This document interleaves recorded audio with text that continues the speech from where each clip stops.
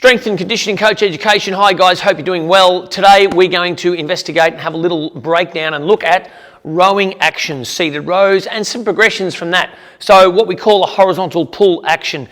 Now, like everything, we can do this well, we can do it poorly. There's some cues and some key teaching points that I always reinforce with people on this type of exercise.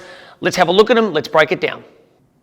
Now, if you've got a beginner, one way that you can reinforce the retraction movement that we need with a rowing action or a rowing movement is to just use a band. So we can remove a lot of the problems of holding handles and manipulating weights and plates, and we can just use a band. So often I get people just on the end of a band like this with a nice little grip, and they just simply pull that band and try and create some tension. And they're driving their elbows back besides their body, and they're trying to pull their shoulder blades back together. So it's that rowing action where we pull and we squeeze.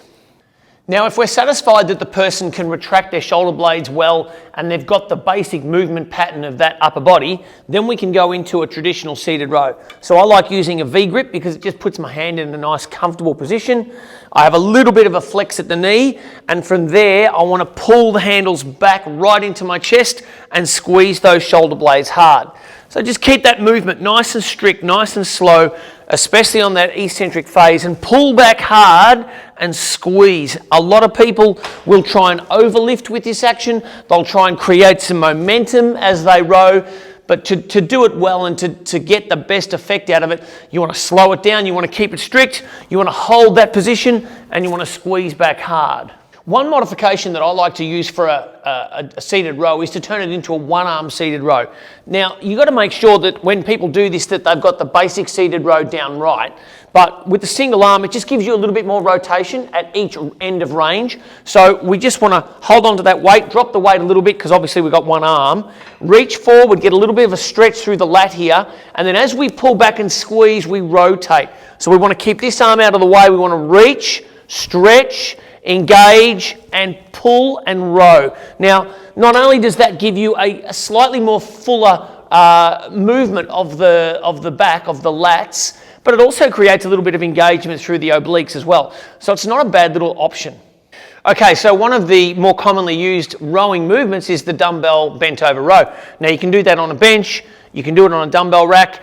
People will differ in their opinion about how your feet should be, whether or not you should have a split stance or feet together in that triangle position, or even knee up on the bench.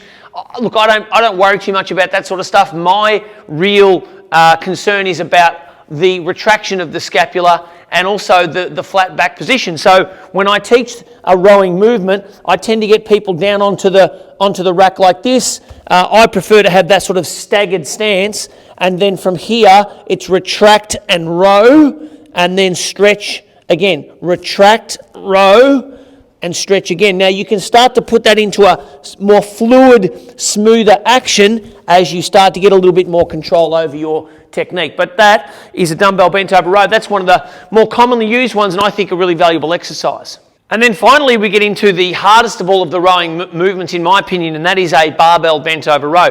Look guys, there's a lot of requirement here in maintaining that hinged position, and for that you need a really strong lower back. You need good control over those postural muscles in order to be able to use the bigger muscles. So it looks like this. We reach over, we grab the bar, we hinge at the hips, and we get that back almost to a horizontal position, and then we squeeze the bar in with both hands. We squeeze the bar in towards the belly button region, but we've got to hold that bent over, hinged position, and that's hard for a lot of people to be able to do. So that's the barbell bent over row.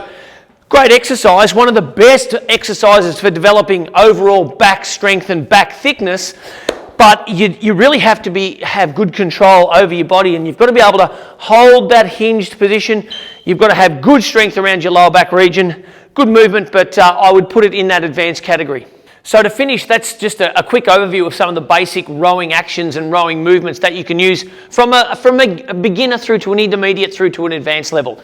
The key thing we're trying to do here, everyone, is to try and squeeze those back muscles nice and hard. We're trying to pull those scapular, those shoulder blades, those scapulas back together.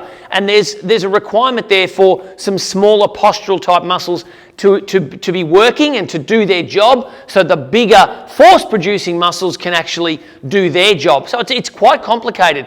Rowing to me is one of the key movement patterns, that horizontal row, key movement pattern for a healthy overall physical structure and for great posture. So we're constantly, as humans, we're very much in this forward closed off position. It's how we work, it's how we sit, it's how we move. A lot of the motor patterns that we do, the pushes and all the bench work is in that anterior position and in that anterior chain.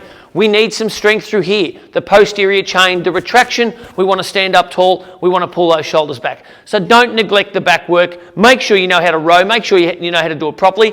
Look, most experts suggest that you do probably 70% of back work as opposed to sort of 30 to 40% of chest work. So we want more back work than chest work. We can't really underestimate the importance of that movement for that postural position. So good luck with the back movement. If you like these videos and they're helpful for you, make sure you like them, leave a comment, subscribe to the channel, Strength and Conditioning Coach Education, and we'll give you some more good content to improve your training with.